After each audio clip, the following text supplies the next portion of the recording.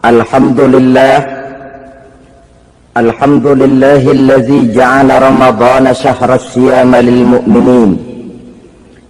Wassalatu wassalamu ala asyrafil anbiya'i wal mursalin sayyidina wa maulana Muhammadin wa ala alihi wa ashabihil mujahidin at-tahirin, amma ba'du.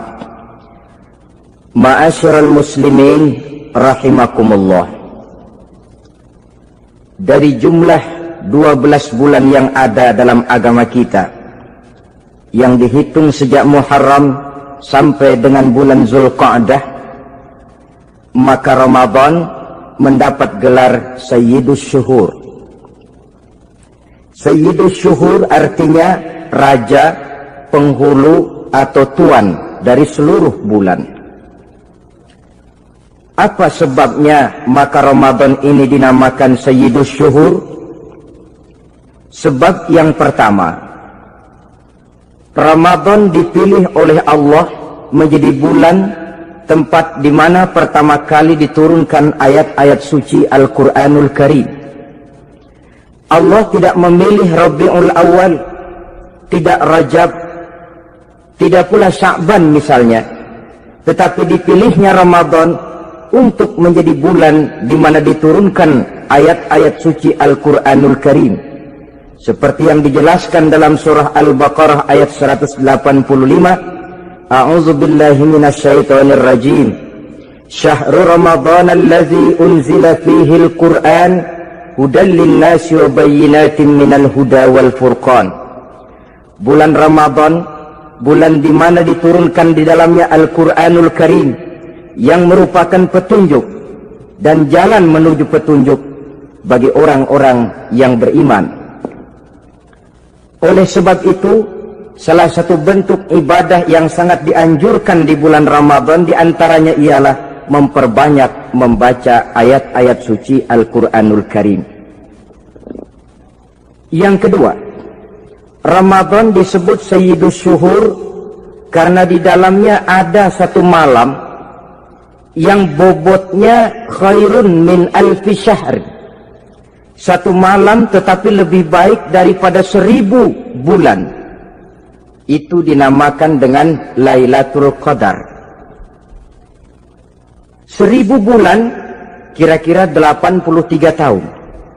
Nilai ibadah di malam itu lebih baik daripada nilai ibadah 83 tahun. Padahal umur orang sekarang kan jarang yang sampai 83 tahun. Bagaimana ini harus kita pahami?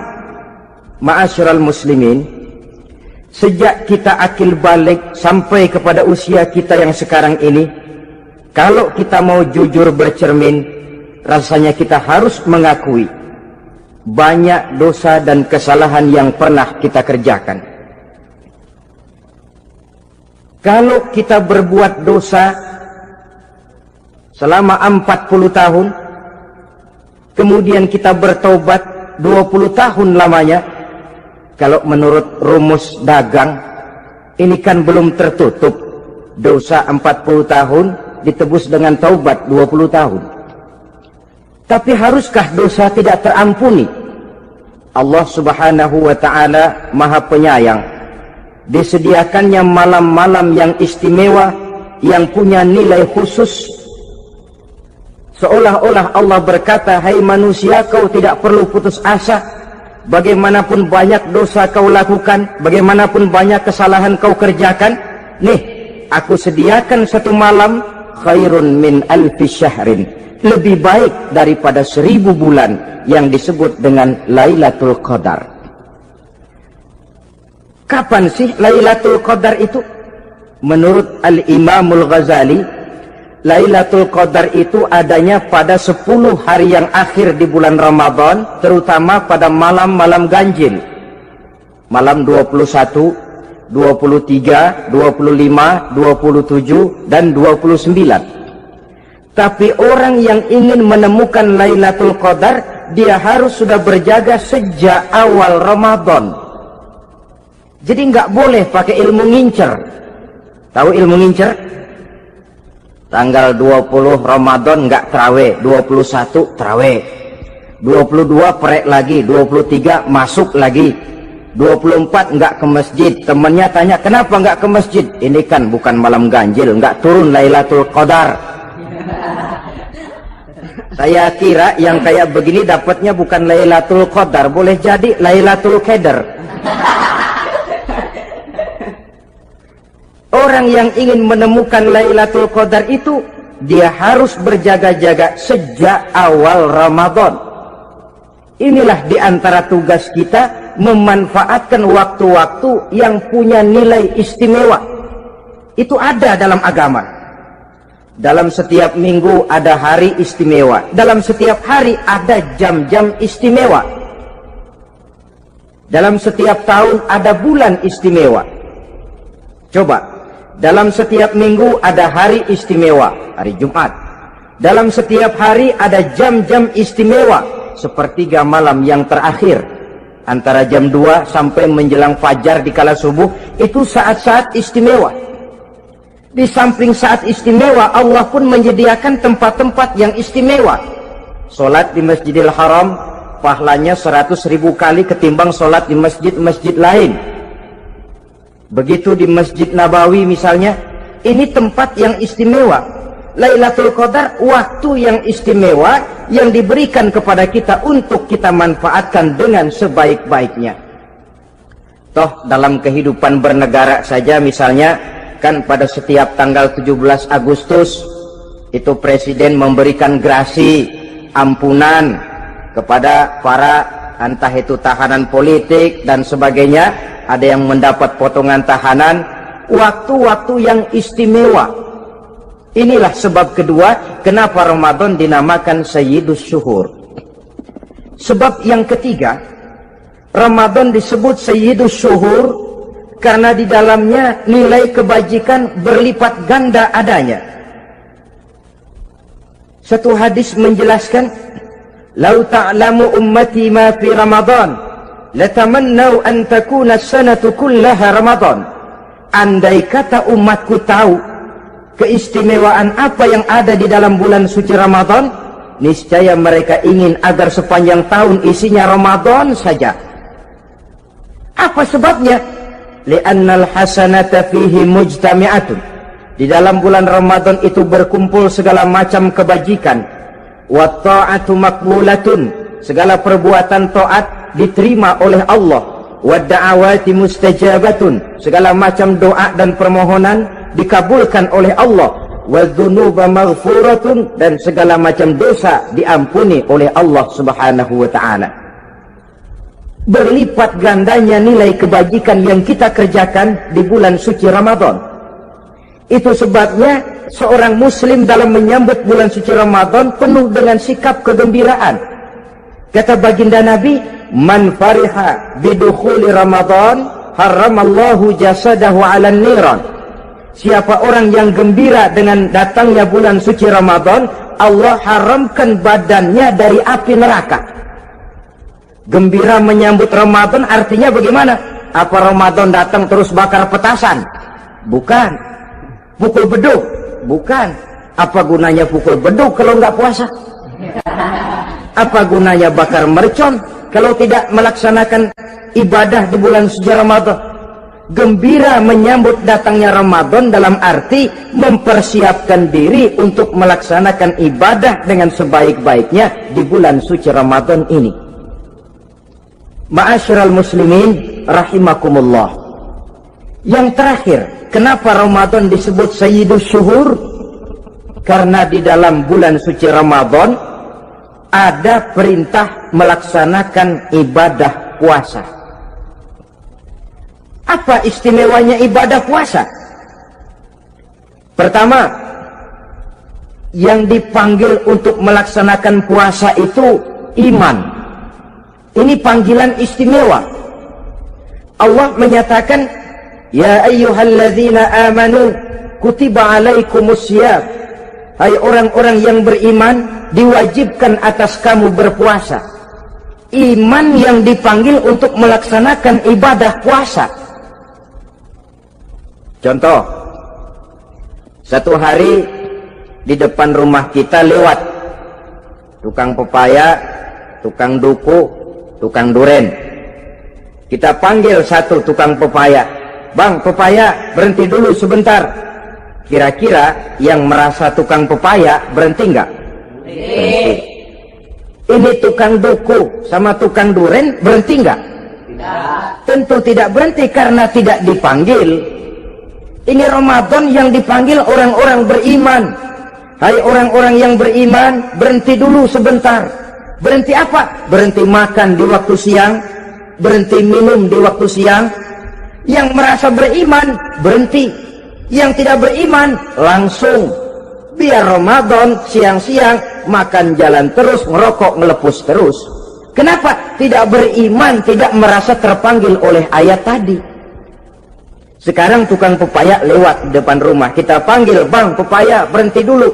Dia dengar tapi nggak mau berhenti. Apa kita bilang? Kang pepaya budak.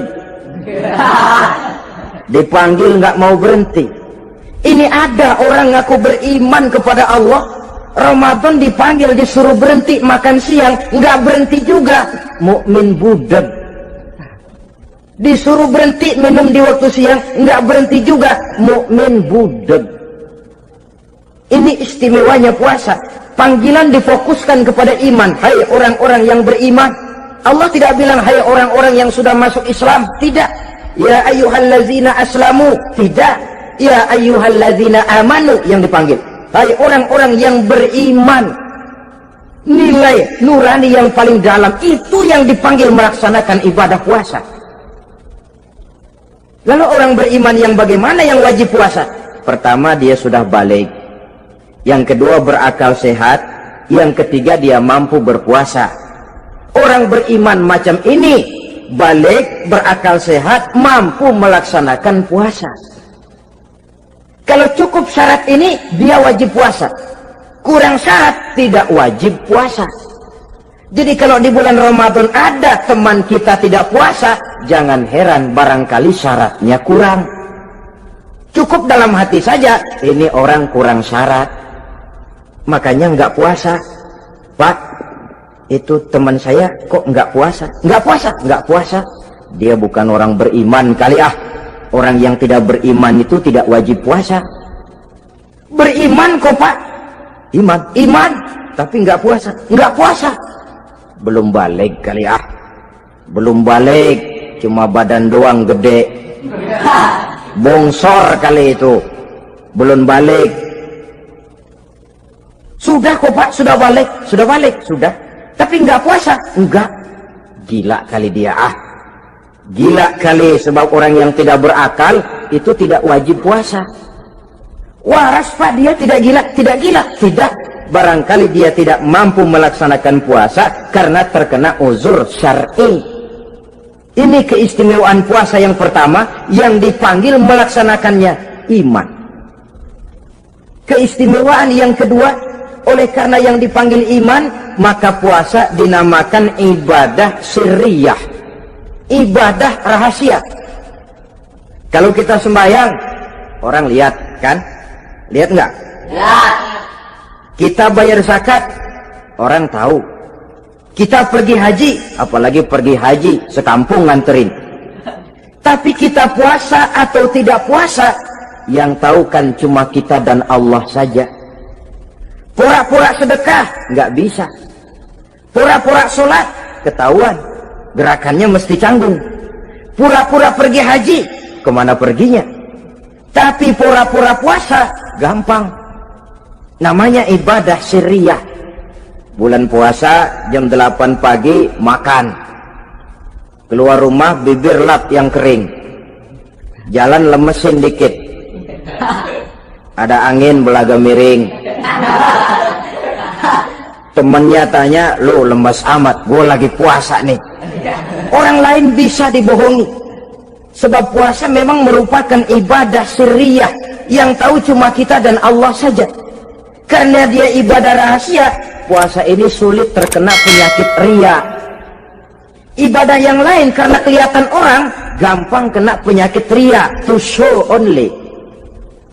Sholat, karena kelihatan orang, gampang kena penyakit riya.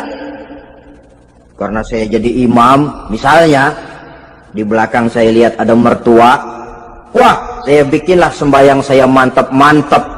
Pakai serban, pakai siwak. Bahasanya saya paseh-pasehin kayak orang 16 tahun di Mekah. Wah, usolli warwal maghribi salasa raka'atin Allahu Akbar. Surahnya saya cari yang panjang-panjang, paling pendek sabbihis sama wadduha. Akibat apa itu? Riya, di belakang ada calon mertua. Tapi kalau sholat sendirian dalam kamar, boro-boro pakai serban dan siwak, kadang-kadang kaos kutang saja cukup. Surahnya jangan sabbih sampai wadduha, langganannya inna a'toinakal kautsar sama qul huwallahu ahad. Karena sholat terlihat orang, mudah kena penyakit riya. Sedekah pun begitu. Mulanya niatnya cuma mau sedekah 5.000, karena ada orang yang disedekahsegani naik 10.000, yang 5.000 sudah karena orang. Jadi ibadah yang lain itu mudah terkena riya, tapi juga mudah dinilai orang. Kita bisa saja bilang, itu orang sholatnya khusyuk ya. Kenapa? Kelihatan dari gerakannya. Itu orang hajinya mabrur ya. Kenapa? Kelihatan dari tingkah lakunya setelah pulang haji. Itu orang sedekahnya berani ya. Kenapa? Ketahuan dari jumlahnya. Ibadah yang lain bisa dinilai, tapi puasa nggak bisa dinilai. Itu orang puasanya mantap bener ya. Kenapa? Beludah melulu. Itu bukan ukuran. Itulah sebabnya dia dinamakan ibadah sirriyah, ibadah yang abstrak, yang tahu cuma si pelaksana dan Allah saja. Ini keistimewaan puasa yang kedua. Yang ketiga, saudara-saudara, kalau ibadah-ibadah yang lain, ganjaran pahalanya itu dijelaskan oleh Allah. Sedekah kalau ikhlas pahalanya begini, haji kalau mabrur pahalanya ini, sembahyang berjamaah pahalanya ini. Untuk puasa tidak. Puasa Allah cuma bilang as-siyamu li wa ana ajzi bihi. Puasa adalah untukku, aku yang akan membalasnya. Berapa besar balasannya tidak dijelaskan oleh Allah. Apa artinya ini? Kalau saudara kerja, mandor bilang, sampean kerja sama saya, gaji satu hari 5.000. Ketahuan kan, sehari 5.000. Kita bisa kong kaling kong, ada mandor rajin, nggak ada mandor kendor. Pokoknya sehari 5.000. Tapi kalau mandor cuma bilang, kau kerja sama aku, soal gajimu nanti aku yang atur. Tidak dijelaskan berapanya, nanti aku yang atur. Ini kan mestinya kita kerja hati-hati. Sebab apa? Mungkin gaji kita lebih besar dari jumlah 5.000 kalau kerjaan memuaskan. Mungkin tidak digaji sama sekali kalau kerjaan berantakan. Tidak dijelaskannya pahala puasa menjadi sugesti bagi kita untuk melaksanakan ibadah ini dengan sebaik-baiknya. Mungkin gaji sangat besar, mungkin tidak digaji sama sekali. Sebab kata Nabi, kam min sha'imin laisa lahu min siyamihi illal ju' wal 'atsh. Berapa banyak orang puasa, dia tidak memperoleh apa-apa dari puasanya kecuali lapar dan haus saja. Puasa sah, kewajiban gugur, nilai 0. Tidak dapat apa-apa kecuali lapar dan haus. Jadi inilah keistimewaan daripada ibadah puasa. Saudara hadirin yang saya hormati, kemudian apa sih perlunya kita melaksanakan ibadah puasa ini? Namanya syahwat. Kalau itu kita kendalikan, maka langkah hidup ini akan menjadi lurus karenanya. Benar kalau Nabi menyatakan, iza ja'a Ramadan futihat abwabus sama wa ghulliqat abwabun nar wa subsidatis sayatin. Apabila datang bulan suci Ramadan, dibuka pintu langit, dibuka pintu surga, ditutup pintu neraka, dan diikat setan-setan itu. Siapa yang ikat setan? Puasa kita. Dengan puasa kita mengendalikan nafsu. Kalau nafsu kita kendalikan, setan nggak berkutik. Jadi yang mengendalikan nafsu itu nilai puasa. Nafsu terkendali, setan terikat. Kalau puasa, kalau nggak puasa, setannya ngebludak.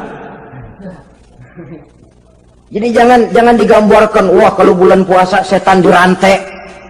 Rantainya kayak apa? Yang rantai siapa? Arti setan diikat di sini ialah nafsu dikendalikan. Dengan apa? Mengatur makan dan minum. Puasa kan sebenarnya logikanya mengatur perpindahan waktu makan dan minum saja. Apabila perut besar ini teratur demikian rupa, syahwat tidak menggelegak, dia terkendali. Dengan hidup pandai mengendalikan nafsu, iblis tidak berdaya dan tidak berkutik. Ma'asyiral muslimin rahimakumullah, Nabi bersabda, la yu'minu ahadukum hatta takuna hawahu taba'an lima ji'tu bih.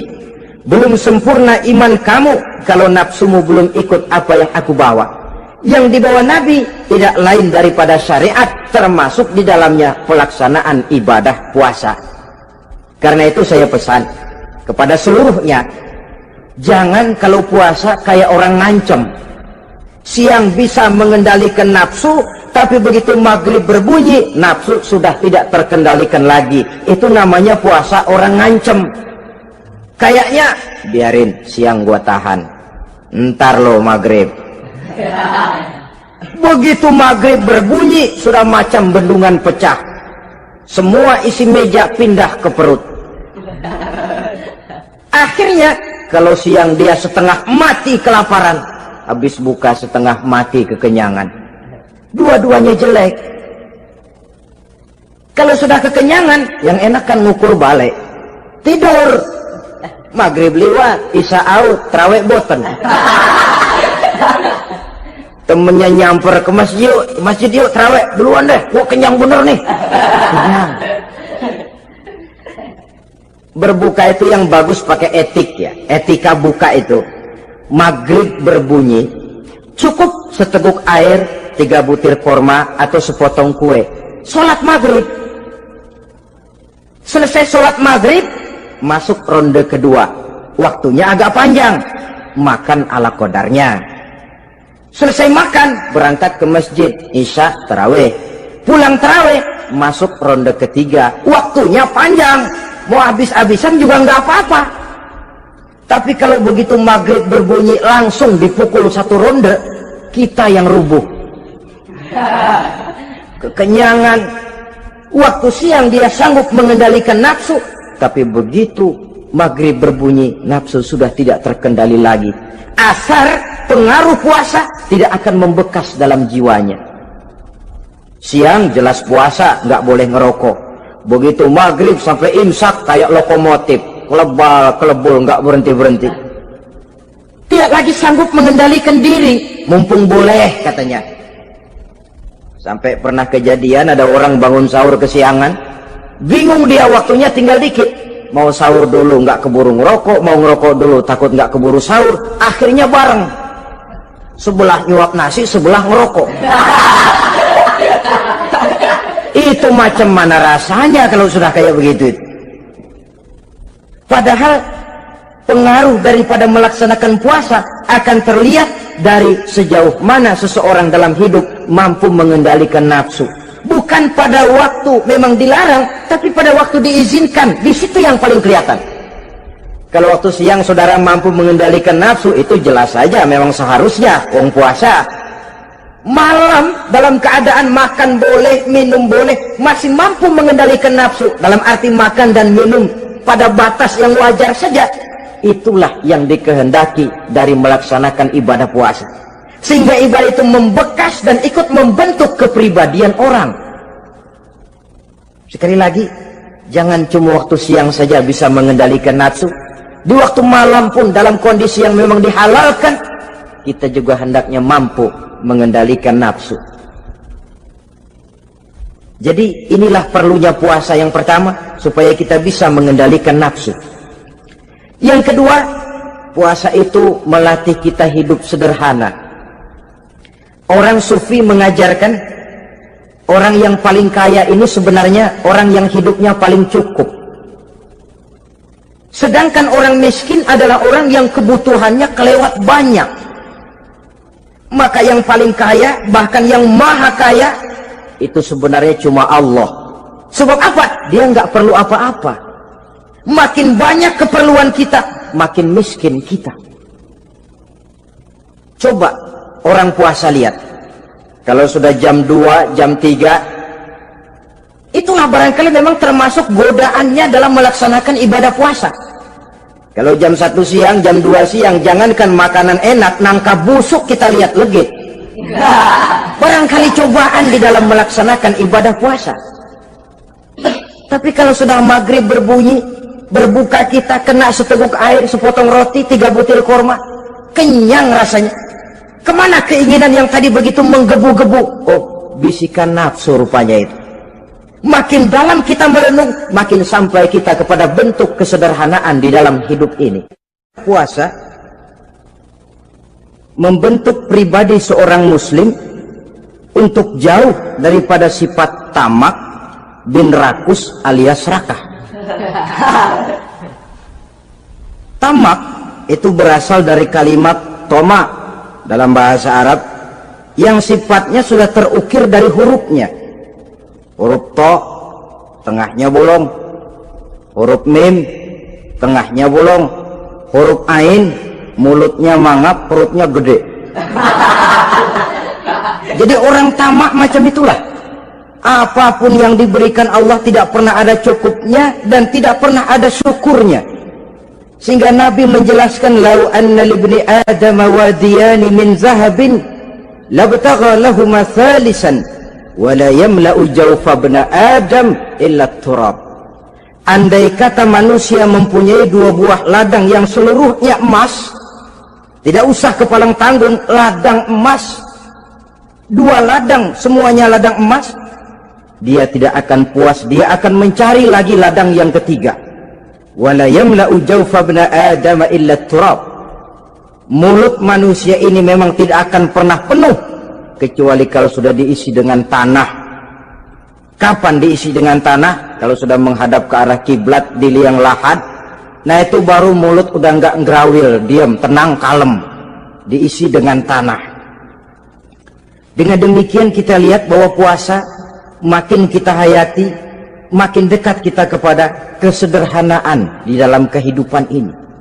Islam tidak melarang orang untuk kaya, untuk punya harta. Yang dilarang ialah sifat rakus, serakah, dan tamak.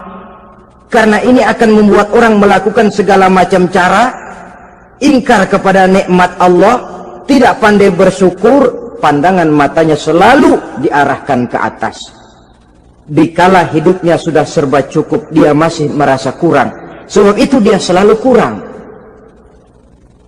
Dia sudah kaya tapi masih merasa miskin saja, maka hidupnya pun miskin terus. Saudara-saudara ma'asyiral muslimin, ini hikmah yang kedua kenapa kita perlu puasa. Yang ketiga, puasa itu melatih kita cinta kepada fakir miskin, orang-orang yang tidak mampu, yang memerlukan pertolongan. Bagaimana caranya? Dunia pendidikan berkata bahwa pendidikan akan lebih berhasil kalau bersifat audio visual. Mengajar anak berenang, bawa ke kolam. Mengajar anak naik sepeda, berikan sepedanya. Mengajar orang cinta fakir miskin, rasakan apa yang dirasakan oleh fakir miskin. Apa itu? Lapar, haus. Kan nggak bisa ngajarin anak berenang teori saja, ke kolam nggak pernah. Teori hafal luar kepala. Gaya dada begini, gaya 200 meter begini, gaya kupu-kupu begini, gaya bebas begini. Teori hafal, ke kolam nggak pernah. Sekali terjun, gaya batu. Sudah nggak timbul-timbul lagi. Nggak bisa ngajar anak naik sepeda cuma teori saja. Sepedanya tidak pernah diberikan. Hafal teori, bab 1 pegang setang. Bab 2 dorong. Bab 3 kaki kanan naik pedal kanan. Bab 4 genjot. Hafal teori, megang sepeda nggak pernah.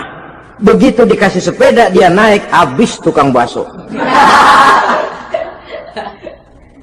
Pun mendidik orang cinta kepada fakir miskin tidak bisa cuma lewat seminar, kongres, penataran, indoktrinasi.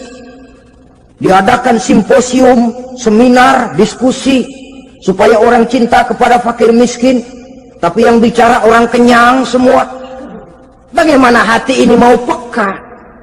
Islam itu nggak usah banyak teori lah, rasakan saja lapar haus enak nggak?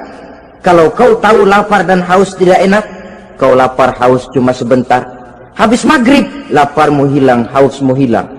Bagaimana saudara-saudaramu muslimin yang terkapar di kolong-kolong jembatan, yatim piatu yang hidup terlunta-lunta, perempuan-perempuan tua hidup miskin, anak pun banyak perlu uluran tangan, lapangan kerja sulit, persaingan hidup makin tajam, meringkuk mereka di sudut-sudut kehidupan, beratap langit, beralas bumi, tanpa tahu kapan hidup dan nasibnya akan berubah. Di situ pekaklah hati untuk hidup tidak cuma buat kepentingan diri dan perut sendiri saja, tapi mampu memberikan pertolongan sesuai dengan kemampuan kepada mereka yang memang memerlukan. Sebuah hadis menyatakan, irhamu ahlal ardi yarhamkum man fis sama. Sayangilah apa yang ada di permukaan bumi, nanti yang di langit akan sayang kepadamu. Si kaya sayang kepada yang miskin lalu menolongnya, yang alim sayang kepada yang awam lalu membimbingnya, yang pemimpin sayang kepada rakyat lalu melindunginya. Yang di langit akan sayang kepada kita, akan turun rahmah berlimpah, akan tercipta keberkahan dan ketenangan dalam hidup. Tapi kalau sebaliknya, yang kaya malah nyantap yang miskin, yang pemimpin malah menggilas yang rakyat, yang alim malah membodoh-bodohi orang yang memang sudah bodoh, akan terwujudlah malapetaka. Bukan rahmah yang turun dari langit, tapi azab akan menimpa kita semua. Orang yang menghayati lapar, menghayati haus, akan timbul kepekaan sosial. Hidup tidak cuma untuk diri sendiri saja, tapi mampu melihat lingkungannya. Yang keempat, kita perlu puasa untuk menumbuhkan sifat jujur dan disiplin. Coba lihat, kalau tengah hari bulan puasa, andai kata saudara masuk ke dalam kamar seorang diri, saudara kunci dari luar, lalu saudara makan, tidak seorang pun tahu. Tapi kenapa itu tidak kita lakukan? Ada semacam perasaan malu, malu kepada Allah. Iya, orang lain tidak tahu, iya, manusia bisa saya bohongi, tapi Allah. Atau umpamanya waktu sholat zuhur, saudara sholat zuhur di masjid, umpama ketika ngambil air wudhu, giliran ke kemur, saudara korupsi dikit aja, telan. Yang Nabi sumu tasihhu, berpuasalah kamu, badanmu akan sehat. Sebab apa? Saya katakan tadi, semua energi dihasilkan dari perut besar sini. Itu makanan yang kita makan, mulai dari keju sampai singkong, mulai dari hamburger sampai combro, masuk perut besar, digiling, lalu ditransfer ke seluruh tubuh oleh perut besar ini. Mekanisme kerjanya persis pabrik besar yang kalau kita hayati, Allahu Akbar, fatabarakallah ahsanul khaliqin. Ini tangan supaya kuat kerja perlu vitamin apa? Kirim ke tangan. Mata supaya awas perlu vitamin apa? Kirim ke mata. Bibir supaya nggak pecah perlu vitamin apa? Kirim ke bibir. Oleh perut besar ditransfer ke seluruh tubuh. Sisanya yang nggak perlu keluar jalan belakang. Kalau perut besar ini terus-menerus bekerja, ibarat mesin diporsir, dia akan cepat rusak. Maka datang bulan Ramadan, perut besar itu jangan terlalu diporsir, diberikan tenggang waktu istirahat. Sehingga Nabi memberikan jaminan, sumu tasihhu, berpuasalah kamu, pasti kamu akan sehat. Buktinya orang mati kelaparan banyak, tapi yang mati karena puasa Kalau puasanya betul, nggak ada. Maka Islam itu agama yang sesuai dengan fitrah ya. Buktinya apa? Puasa wisol itu bukan saja tidak boleh, tapi haram. Puasa wisol artinya puasa nyambung. Dari pagi sampai maghrib, sampai malam, sampai besok pagi lagi, terus-terusan puasa, haram. Karena itu bertentangan dengan fitrah. Islam tidak, cukup dari waktu imsak sampai datang waktu maghrib. Kenapa? Menurut perhitungan itu sesuai dengan daya kemampuan maksimal manusia. Sudah diukur itu. Allah yang bikin manusia kok. Jadi kalau Allah perintah puasa, itu sudah dalam kemampuan daya tampung dari kapasitas yang dimiliki manusia. Orang mati kelaparan banyak, yang mati karena puasa nggak ada. Belum pernah saya dengar ada warta berita, sari berita-berita penting dalam siaran ini, gara-gara bulan puasa orang Islam pada mati. Nggak ada. Yang mati kelaparan banyak, tapi yang mati karena puasa tidak ada. Nabi menjamin sumu tasihu, berpuasalah kamu, pasti badanmu akan sehat. Ma'asyiral muslimin, kalau sudah tahu kita apa perlunya kita berpuasa, pembicaraan akan saya lanjutkan bagaimana seharusnya kita puasa. Puasa yang ideal itu yang bagaimana? Al-Imamul Ghazali menjelaskan, orang yang puasa itu ada 3 macam. Pertama, saumul awam, puasanya orang kebanyakan. Orang macam ini merasa sudah puasa asal tidak makan, tidak minum, puasa sudah. Pokoknya tidak makan, tidak minum, itulah puasa. Ini puasanya orang awam. Matanya tidak pernah puasa, kupingnya tidak puasa, kakinya tidak puasa, tangannya tidak puasa. Ini puasa orang awam, kebanyakan. Hasilnya tidak mustahil seperti yang dikatakan Nabi tadi. Berapa banyak orang puasa tidak mendapat apa-apa dari puasanya kecuali lapar dan haus. Puasa sah, kewajiban gugur, nilai 0. Kan rugi ibadah semacam itu. Sebab jangan lupa,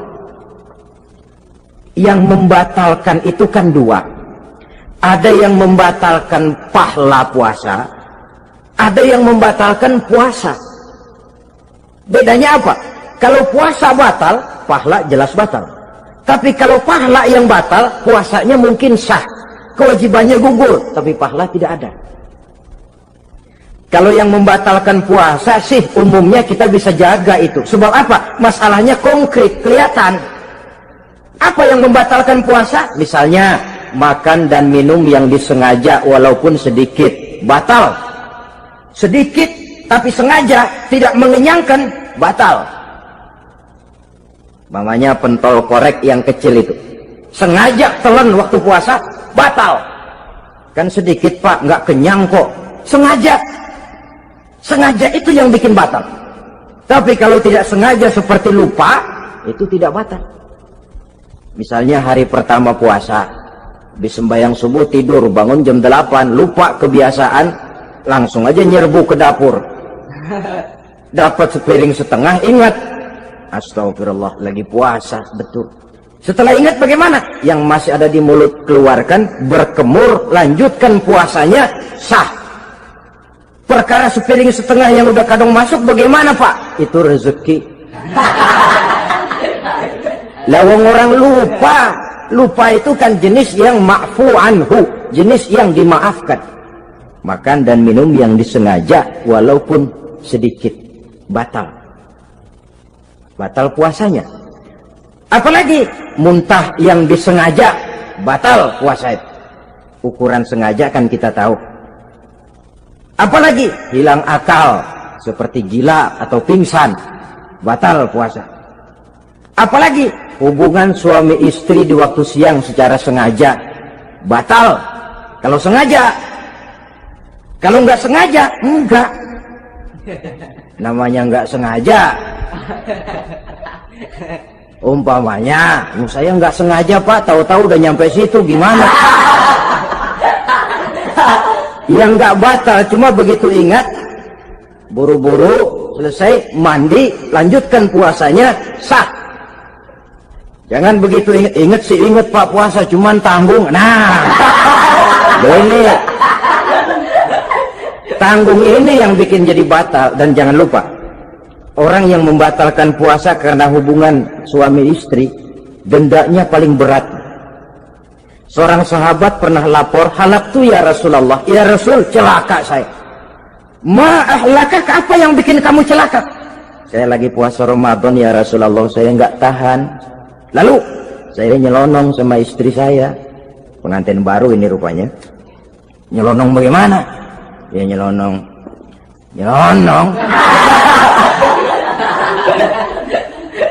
Melanggar dia, tapi jujur, lapor. Kata Rasul, ya sudah, bayar dendanya. Dendanya apa ya Rasulullah? Bebaskan budak. Aduh, saya nggak punya budak ya Rasulullah. Tidak punya? Tidak punya. Puasa 2 bulan berturut-turut, tidak boleh diselang-seling. Syahraini mutatabi'aini, 2 bulan berturut-turut, tidak boleh diselang-seling. Gimana? Sanggup puasa 2 bulan berturut-turut? Enggak kuat ya Rasulullah. Enggak kuat? Enggak kuat. Ramadan yang sebulan aja saya nyelonong, apalagi 2 bulan. Kalau kau tidak kuat juga, beri makan 60 fakir miskin, 1 orang 1 mud ya Rasulullah. Apalagi jangan memberi makan 60 fakir miskin. Istri saya di rumah sehari masak, 3 hari libur. Saya orang susah ya Rasulullah. Saya pikir lagian ya orang kebangetan juga, udah melarat sama larangan berani. Rasul masuk ke dalam kamar, keluar kembali bawa sekeranjang kecil kurma. Kalau kau tidak punya apa-apa, bawa pulang ini, sedekahkan kepada orang-orang miskin di kampungmu sebagai pembayar dendamu ya Rasulullah. Apalagi di kampung saya itu yang paling miskin saya. Waduh, rusak bener ini orang. Apa marah Rasul? Beliau malah senyum. Ya sudah, kalau memang yang paling miskin kamu, bawa pulang saja itu kurma, beri makan anak istrimu di rumah. Orang ini udah melanggar larangan, dapat kurma lagi. Yang kedua, watak hukum Islam itu elastis, fleksibel, tidak kaku. Tidak kalau sudah begitu ya mesti begitu, itu tidak. Yang sering kaku kan kitanya umat Islam di dalam memahami Islam. Saudara hadirin yang saya hormati, yang tidak boleh itu pun di waktu siang. Kalau malam sejak maghrib sampai sebelum imsak, pada awal perintah puasa tidak boleh. Tapi ternyata banyak juga yang nyerempet-nyerempet. Sampai Allah turunkan, uhilla lakum lailatas siyami arrafasu ila nisaikum. Dihalalkan bagi kamu pada malam puasa bergaul dengan istrimu. Jadi barangkali di antara pendengar ini ada yang pengantin baru, tolong sabarlah di waktu siang. Tunggu maghrib berbunyi. Kalau sudah maghrib habis buka, mau buka lagi juga nggak apa-apa. Terserah saja. Ini yang membatalkan puasa. Yang kita sulit mengontrol, yang membatalkan pahalanya. Apa misalnya? Ngomong-ngomongin orang. Puasa, ngomongin orang jalan terus. Itu ya tetangga kita. Kenapa emang? Oh, anu. Kita sih bukan ngomongin orang ini. Bukan ngomongin orang katanya. Ngomongin tuyul. Anu. Bohong. Orang puasa bohong, apa puasanya batal? Tidak. Puasanya sah.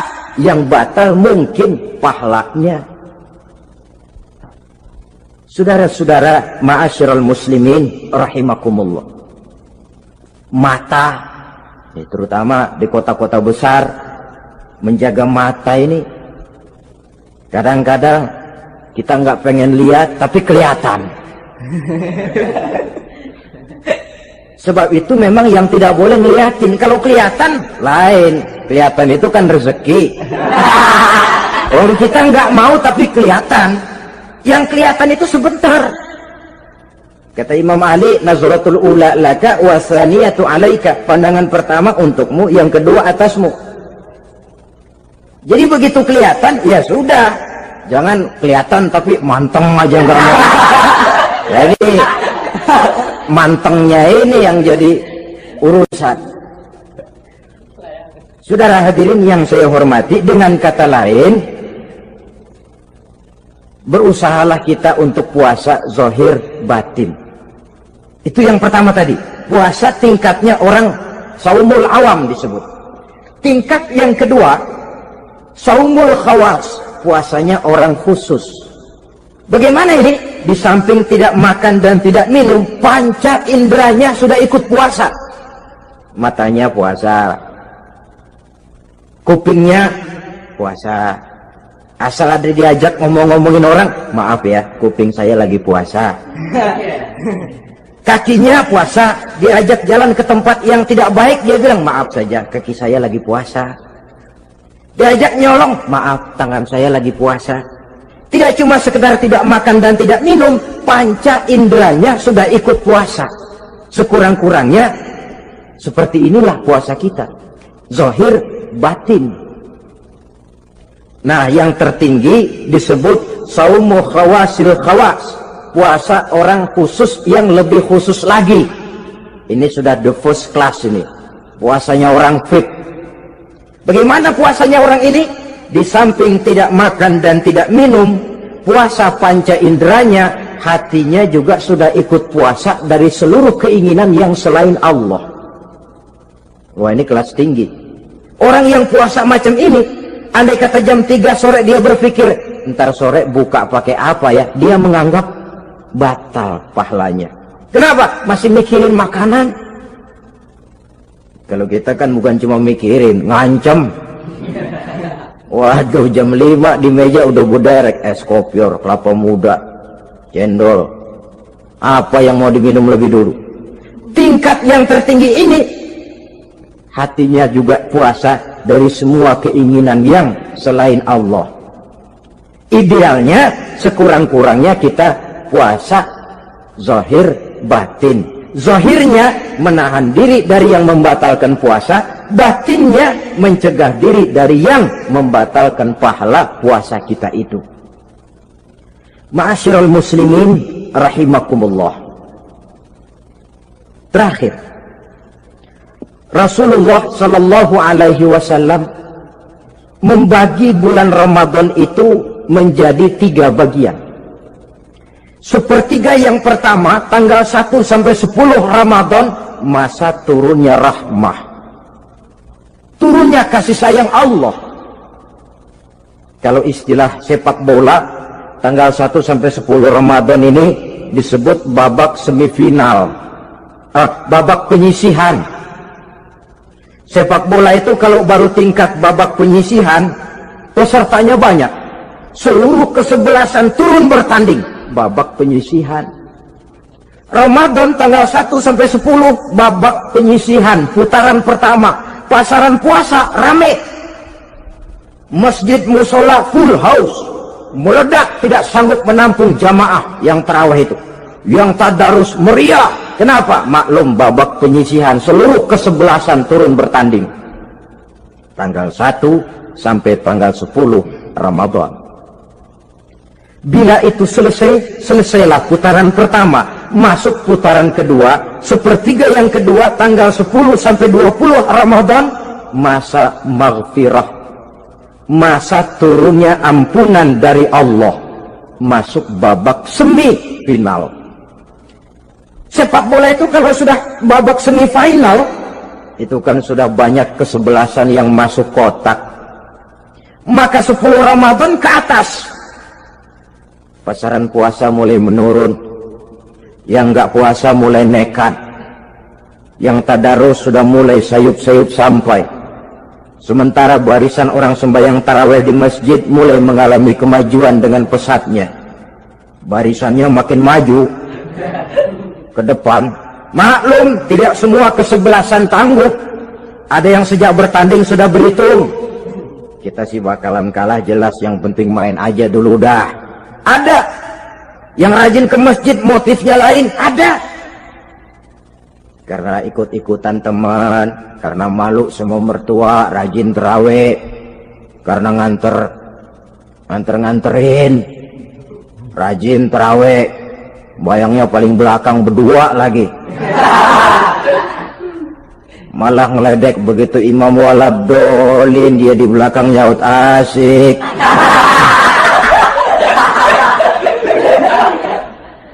Yang kayak begini ini sudah nggak bakal tahan lama, akan gugur di babak semifinal. Puncaknya putaran terakhir tanggal 20 sampai akhir Ramadan, masa itkun minan nar, masa pembebasan dari api neraka, masuk babak final.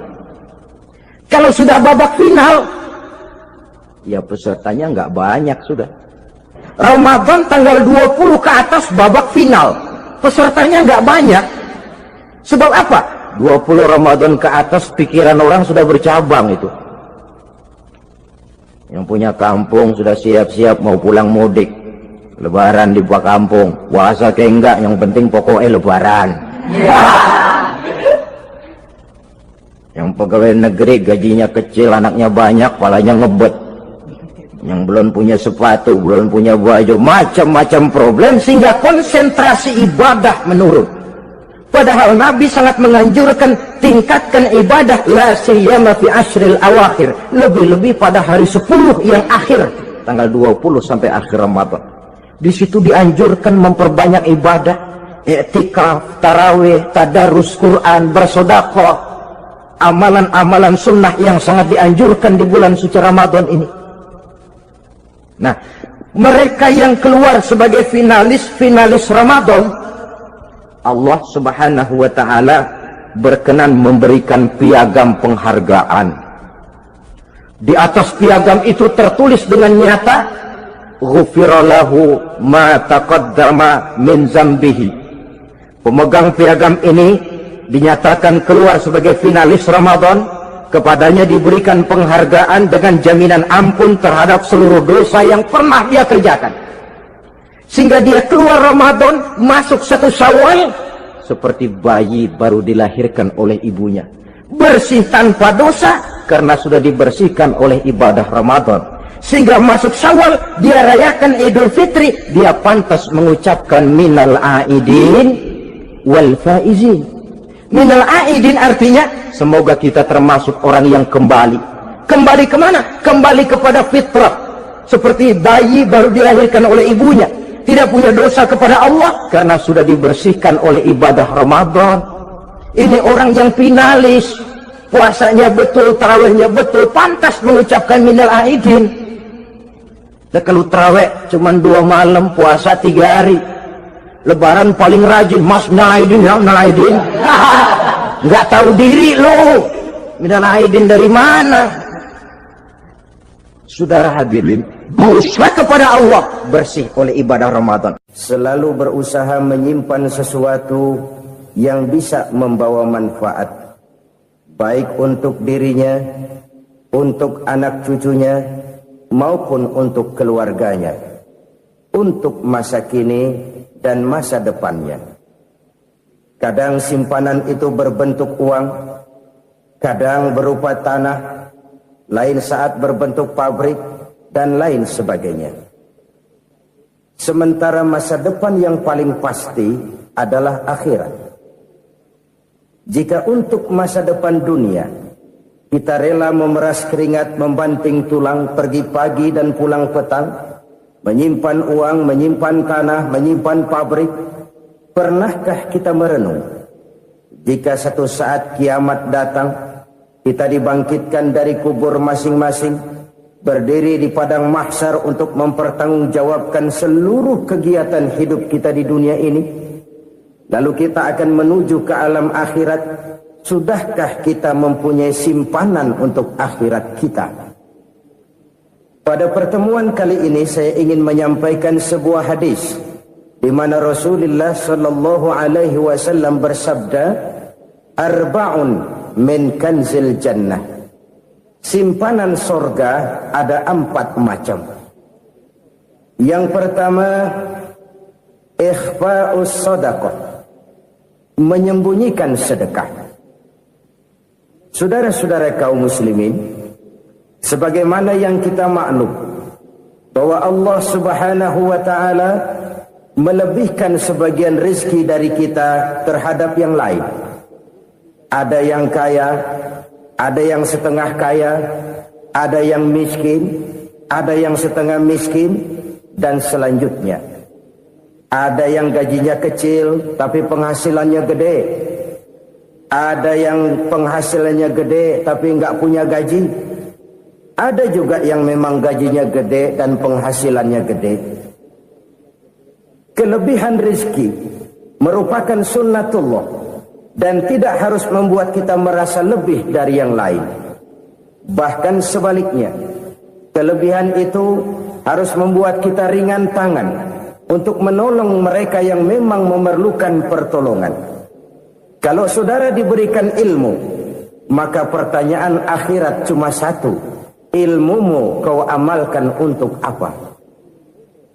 Kalau saudara diberikan umur yang panjang, pengadilan akhirat juga bertanya satu: umurmu kau habiskan di mana?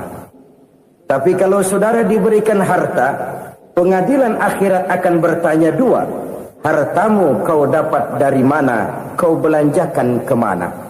Dari mananya ditanya, dan kemananya juga ditanya. Oleh karena kita akan dimintakan pertanggungan jawab, maka amanah yang bernama harta ini harus kita gunakan dengan sebaik-baiknya. Ada penggunaan yang merupakan kewajiban, itu zakat namanya. Ada penggunaan yang sewaktu-waktu, itu infak namanya. Ada yang lebih sewaktu-waktu lagi, dan itu sedekah namanya. Zakat dia terikat oleh haul dan nisab, oleh putaran batas waktu dan ukuran dari harta itu sendiri. Sedangkan infak terikat oleh situasi dan kondisi perekonomian seseorang. Sedangkan sedekah tidak terikat dengan apapun. Dalam kondisi seperti apapun kita bisa melakukan sedekah dengan yang terkecil sekalipun. Sampai-sampai Rasulullah SAW mengajarkan, la tahkiranna minal ma'rufi syai'an walau an talqa akhaka biwajhin talik. Atau ada hadis, tabassumuka fi wajhi akhika laka sedekah. Senyumanmu kepada temanmu adalah sedekah. Jadi untuk melakukan sedekah tidak harus dalam berbentuk uang. Dengan ilmu kita bisa sedekah, dengan tenaga kita bisa bersedekah, dengan pikiran kita bisa bersedekah, bahkan senyum kepada teman itu pun sedekah. Jadi kalau sedekah dengan uang memang belum punya uang, nyengir aja banyakin. Itu asal pada tempatnya, jangan lalu ketemu tiang listrik cengengesan. Tentu tidak pada tempatnya dan tidak wajar. Nah, sedekah yang paling dicintai Allah adalah sedekah yang disembunyikan. Artinya jauh dari sifat riya. Kan kadang-kadang ada orang sedekah itu disebutkan namanya. Apa tidak bagus? Kalau memang niatnya ikhlas, ya bagus-bagus saja. Untuk memberikan sugesti kepada yang lain. Di Fulan bin Fulan nyumbang sekian, diumumkan. Boleh kalau niatnya untuk memberikan rangsangan kepada yang lain supaya dia menyumbang lebih besar dari orang tadi. Tapi kalau itu mendatangkan riya, maka sedekah yang paling dicintai Allah adalah sedekah yang disembunyikan. Tangan kiri saja tidak tahu apa yang diberikan oleh tangan kanan. Sedekah yang dilakukan dengan ikhlas akan merupakan perbendaharaan surga, tersembunyi dari pandangan orang lain, tidak seorang pun tahu. Karena memang sikap yang baik adalah melupakan kebaikan dan mengingat kesalahan. Itu salah satu ciri orang bahagia. Orang yang selalu mengingat kesalahannya dan berusaha melupakan segala kebaikannya. Kalau dia akan berada kebaikan, dia tidak bisa ikut, dia merasa rugi karena dia merasa belum pernah berbuat baik. Tapi kalau akan melakukan kesalahan baru, dia ingat kesalahan yang sudah. 7 macam perkara yang merusak. Merusak akidah dan keimanan, merusak amal perbuatan yang sudah kita kerjakan, merusak sendi-sendi kehidupan sosial, pendek kata, merusak segala hal di dalam kehidupan kita. jauhilah olehmu 7 macam perkara yang merusak. Yang pertama, asyirku billah, menyekutukan Allah subhanahu wa ta'ala. Agama dimulai dari keyakinan, maka kehancuran agama selalu dimulai dari kehancuran keyakinan, iman atau akidah yang dimiliki oleh seseorang. Dan untuk menghancurkan nilai-nilai iman yang kita miliki ini, orang rasanya tidak akan menghantam kita dengan peluru kendali. Orang tidak akan mengirimkan nuklir ke sini. Orang tidak juga akan mengirimkan satuan militernya ke sini. Untuk menghancurkan nilai-nilai iman, dibanjiri kita dengan paham-paham yang merusak dan mendangkalkan akidah. Baik ia bernama materialisme, baik ia bernama sekularisme, baik ia bernama banjirnya maksiat dan munkarat, baik ia bernama banjirnya peradaban dan kebudayaan yang menghancurkan moral daripada anak-anak kita, sedikit demi sedikit melenturkan dan melunturkan nilai-nilai keimanan kita, untuk kemudian pada waktunya nilai iman itu akan bertukar dan berganti menjadi nilai syirik kepada Allah subhanahu wa ta'ala. Atau pada sisi lain, menjadikan yang selain Allah sebagai tujuan akhir daripada kehidupan kita. Sedangkan kita sama-sama maklum bahwa di dalam pandangan agama Islam, dosa yang tidak berampun, dosa yang terbesar, termasuk dalam kategori bapak moyangnya dosa, tidak lain adalah syirik, yakni menyekutukan Allah subhanahu wa ta'ala. Pola penghancuran iman ini memang berstrategi. Ditawarkan kita kepada paham materialisme, paham kebendaan, di mana otak menempati urutan sebagai ranking pertama, Tuhan jatuh pada urutan kedua. Lalu menyusul kepada paham sekularisme, Allah dipisahkan dari seluruh kegiatan hidup ini, untuk pada gilirannya menjadikan yang selain Allah sebagai tujuan akhir daripada seluruh kegiatan hidup kita. Oleh karenanya, kewajiban menjaga nilai-nilai iman ini merupakan kewajiban yang mulia tetapi berat, tidak hanya untuk kita, tetapi juga bagaimana mewariskannya kepada anak-anak kita, generasi yang akan datang. Orang-orang tua bijaksana yang diceritakan di dalam Al-Quran, kalau sudah berpikir tentang anak-anaknya, pertanyaan yang paling mereka risaukan ialah, ma ta'buduna min ba'di.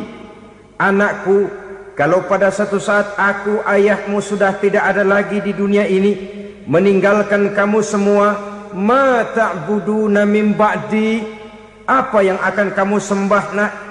Jikalau sekarang ayahmu masih mau ke masjid, masih mau melakukan rukuk dan sujud, masih beribadah menyembah Allah subhanahu wa ta'ala, kalau orang tuamu sudah tidak ada, ma ta'buduna min ba'di, masihkah engkau mau datang ke masjid?